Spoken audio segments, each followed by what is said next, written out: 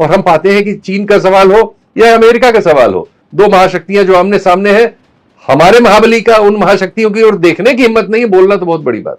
हमारे TV channel, उनको आप देख लीजिए तो 365 दिन में 165 दिन वो पाकिस्तान केंद्रित है, और हमको उन्होंने पाकिस्तान से भी बदतर बना दिया है मोदी जी के राज में। हम सिर्फ एक दुनिया में अपने अल्पसंख्यकों पर अत्याचार करने वाले देश के तौर पर बदल गए हैं। हमारा टूरिज्म ही नहीं हो रहा, कोई आना ही नहीं चाहता। दुनिया के बाहर के लोग हमारे यहाँ सस्ते टूरिस्ट आते थे, महंगे वाले तो कभी आए नहीं।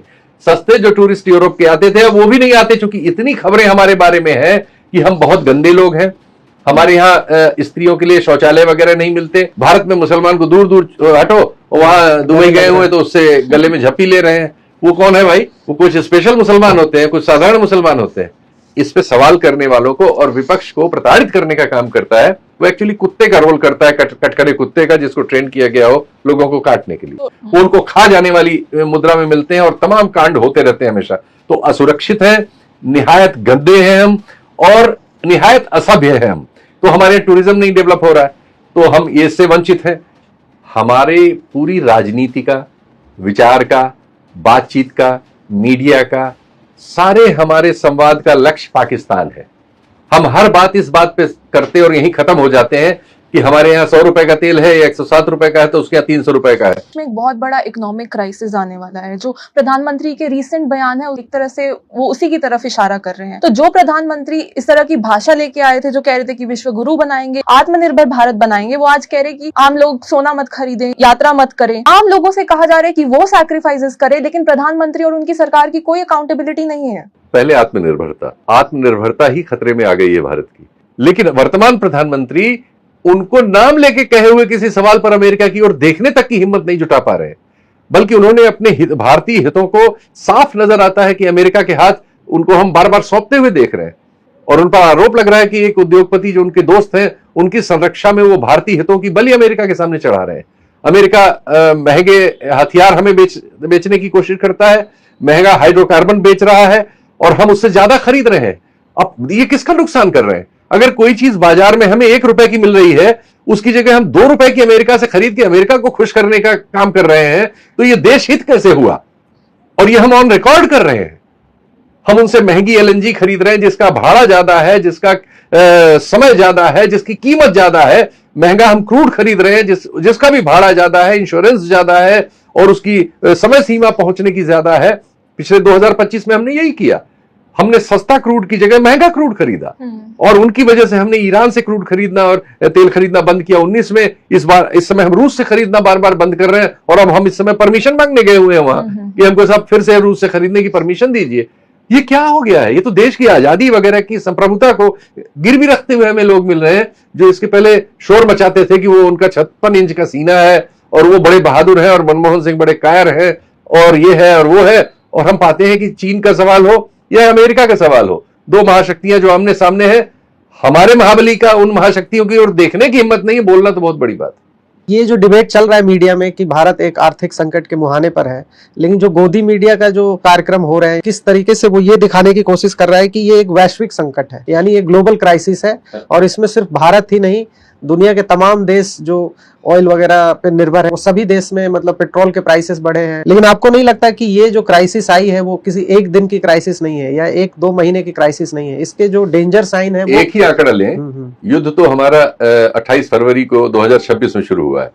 28 फरवरी 2026 के पीछे चले जाएं, दुनिया में पिछले 2 सालों में जो करेंसी, प्रमुख करेंसीज में डॉलर के अगेंस्ट सबसे नीचे गई है, वो भारतीय रुपया है।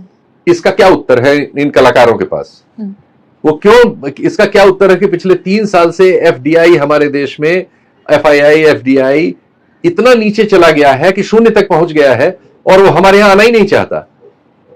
इसका क्या उत्तर है कि हमारा जो शेयर मार्केट है वो पिछले 3 वर्षों में डॉलर टर्म में अगर हम देखें तो दुनिया का सबसे घटिया मार्केट में बदल गया है। इनके उत्तर क्या है? और हमारा रुपया जो है डॉलर के आगे टूटते टूटते कहां तक पहुंच गया है? दुनिया में और कौन सा रुपया है? एक सिर्फ मुद्रा जो उसकी है, क्या नाम है इसकी, तुर्की की, जो एक निश्चित तौर पर हमारी तरह खराब अर्थव्यवस्था है। उसके अलावा दुनिया में कौन है हमारी तरह? जापान है जो टेक्निकली अपने को डॉलर से नीचे रखता है, क्योंकि वो एक एक्सपोर्टर देश है। जो एक्सपोर्टर देश होते हैं इनका बैलेंस ऑफ पेमेंट एक्सपोर्ट के फेवर में होता है, जो हमारा नहीं है। हमारा तो इंपोर्ट बहुत ज्यादा है, एक्सपोर्ट कम है।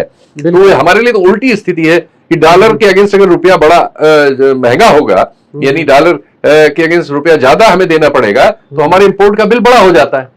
ये झूठ है। तो यही मैंने बताया ना कि मीडिया हमारे यहाँ हमारे प्रधानमंत्री उनकी नीतियों, उनकी पर्सनैलिटी को डिफेंड करने के लिए झूठ गढ़ता है, झूठ बोलता है, झूठे प्रोग्राम चलाता है और इस पे सवाल करने वालों को और विपक्ष को प्रताड़ित करने का काम करता है। वो एक्चुअली कुत्ते का रोल करता है, कटकरे कुत्ते का, जिसको ट्रेन किया गया हो लोगों को काटने के लिए। 2014 से अब तक मोदी सरकार की जितनी भी पॉलिसीज है, मीडिया ने हमेशा उसको जस्टिफाई किया है। उसके पहले भी 2014 में उनको लाने के लिए भी मीडिया ने ही पूरा रोल किया था। राइट। मीडिया उनको हीरो बना के लाया। मीडिया ने एक कथित गुजरात मॉडल बताया। गुजरात मॉडल से अभी खबर आई है टाइम्स ऑफ इंडिया में, मतलब बात करने लायक खबर नहीं है। 2000 रुपया किराया न दे पाने पर एक गरीब आदमी को, जाहिर है मजदूरी वगैरह करता होगा, बेरोजगार हो गया होगा इस समय इन कठिनाइयों में, उसके मकान मालिक और उसके एक रिश्तेदार ने उसकी पत्नी और उसकी बच्ची के साथ अमानवीय अत्याचार किए, जो कहने लायक नहीं है। टाइम्स ऑफ इंडिया की रिपोर्ट है। मतलब तो एक तरफ जो है चाइना अमेरिका एकजुट हो रहा है और एक तरीके से दोनों दुनिया की सबसे बड़ी पावरफुल शक्तियां बन रही है। और एक बयान और आया है कि अमेरिका के ही किसी सेक्रेटरी ने बोला है, सेक्रेटरी रैंक के अधिकारी के, कि अब इंडिया के साथ हम रिश्ते सुधारने में हमें कोई दिलचस्पी नहीं है। देखिए, ऐसा है कि जब आपकी दृष्टि दोष होता है तो आप यहीं पहुंचते हैं जहां हम पहुंच गए हैं, जहां हम हैं। एक्चुअली हमारे पूरी राजनीति का, विचार का, बातचीत का, मीडिया का, सारे हमारे संवाद का लक्ष्य पाकिस्तान है। हम हर बात इस बात पे करते और यहीं खत्म हो जाते हैं कि हमारे यहाँ 100 रुपए का तेल है, 107 रुपए का है, तो उसके यहाँ 300 रुपए का है। हमारे टीवी चैनल, उनको आप देख लीजिए तो 365 दिन में 165 दिन वो पाकिस्तान केंद्रित है। तो अगर हम पाकिस्तान को केंद्रित करेंगे अपने विचार में, तो हम पाकिस्तान ही जैसे बनेंगे। और हमको उन्होंने पाकिस्तान से भी बदतर बना दिया है मोदी जी के राज में।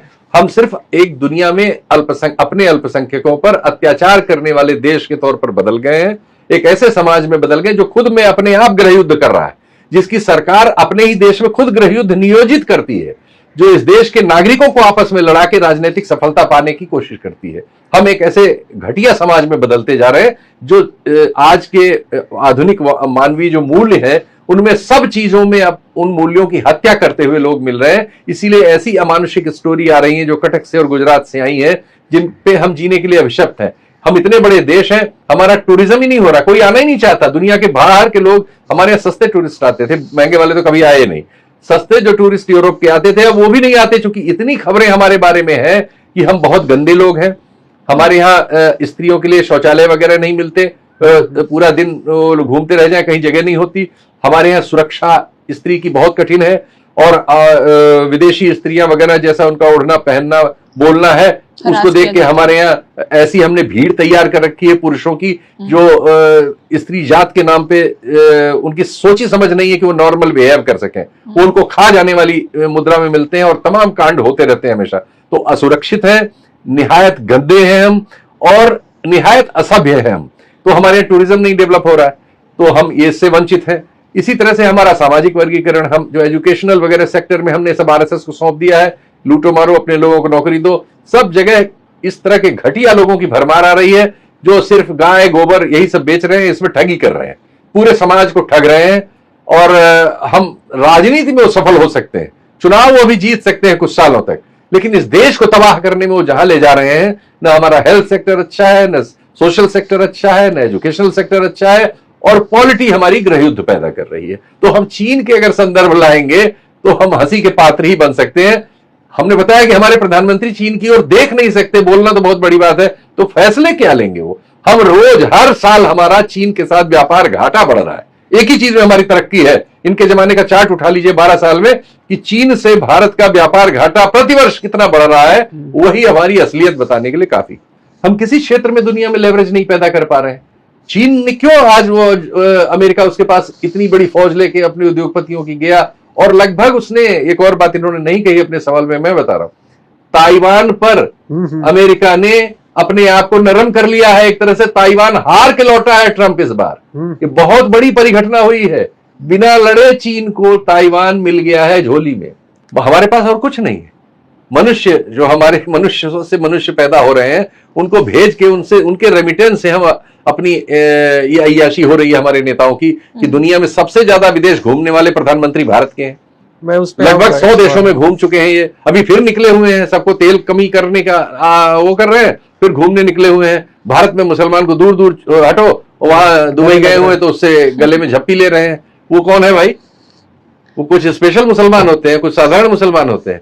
तो किसी को गले में जकड़ लेना, किसी का हाथ पकड़ लेना, किसी के कान में कुछ बुदबुदा के खुद ही जोर से हंसने लगना और कपड़े 25 तरह के बदल लेना, जिस जगह जाना वैसा मोरपंख लगा लेना, कभी वो पहन लेना। मुझे नहीं लगता कि ये कोई राजनय है दुनिया में। मैंने तो नहीं पढ़ा लिखा है, मैं बहुत पढ़ा लिखा नहीं हूं मैं भी, लेकिन जो थोड़ा बहुत पढ़ सकता हूं, अक्षर ज्ञान है मुझे, उस अक्षर ज्ञान के जरिए भी अगर हम पढ़ते हैं ये सब, इतना कोई भी गूगल कर सकता है, कोई भी चीजों को पढ़ सकता है। एक क्वेश्चन हम किसी भी एआई के टूल पे डाल के पूछ सकते हैं कि विदेश नीति को क्या क्या चीजें प्रभावित करती हैं। क्या कपड़े बदलना, खीखी खीखी करना, किसी को झप्पी मार लेना, बहुत यात्राएं करना, अच्छे जहाज में चलना, अच्छी खुशबू लगाना, ये चीज करती हैं या कुछ और? तो मेरा ख्याल है कि कोई भी इसका प्रयास कर सकता है और करना चाहिए। आप सबको जो भी इस कार्यक्रम को देख रहे हो अपने लेवल पे खुद पढ़ लीजिए, मेरे कहना मत मानिए। मैं भी अपना कहना भी नहीं मानता, मैं भी बार बार चेक करता रहता हूं।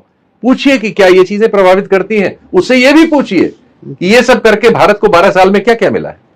आपको अपने आप उत्तर मिल जाएगा। मेरे कहने से कोई उत्तर से आप सहमत ना होइए, स्वयं जांच कीजिए, मैं तो हमेशा ये कहता हूं।